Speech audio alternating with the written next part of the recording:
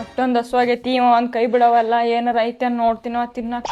Kitchen ಹೆಂಗ್ ಇದ್ದಿದ್ ಹಂಗ ಐತಿ. ಇವ ಅಂತೂ ಕೆಲಸ ಅಂತ ಹಂಗ ಕುಂತು ಬಿಡ್ತಾನೆ, ಏನು ಮಾಡಂಗಿಲ್ಲ. ಏನಾಯ್ತಾ? ಯಾಕೆ ಹೋದ್ರಾಗತ್ತಿ? ಮತ್ ಏನ್ ಮಾಡ್ಲಿ, ಊಟಕ್ಕೆ ಏನಿಲ್ಲ. ಆಯ್ತು ಮಾಡ್ಕೊಂಡು ತಿನ್ನು, ಅದಕ್ಕೇನು? ನನಗೆ ಅಷ್ಟು ಟೈಮ್ ಇಲ್ಲ ಪ್ರೇಮು, ಹೊಟ್ಟಿ ಭಾಳ ಹಸುವಾಗತೈತಿ. ಆಯ್ತು, ರೆಡಿಯಾಗಿ ಹೊರಗೆ ಊಟಕ್ಕೆ ಹೋಗಮ್ಮ.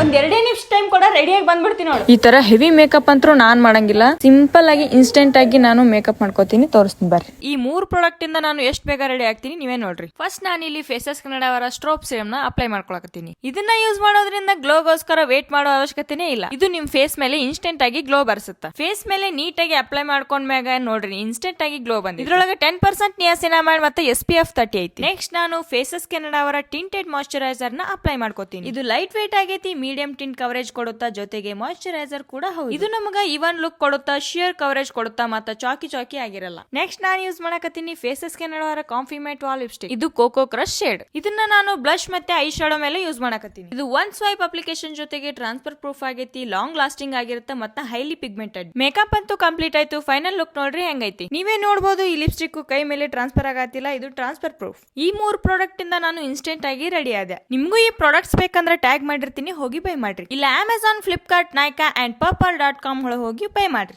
ಪ್ರೇಮು ಬಾ, ನಾ ರೆಡಿ ಆದೆ. ಇಷ್ಟು ಜಲ್ದಿ ರೆಡಿ ಆಗಿಬಿಟ್ಟೆ? ಅಷ್ಟೇ ಜಲ್ದಿ ಅಡಿಗೆ ಮಾಡಿಬಿಡೋಲ್ಲ, ಊಟ ಮಾಡೋಕ್ಕಾಗತ್ತೆ?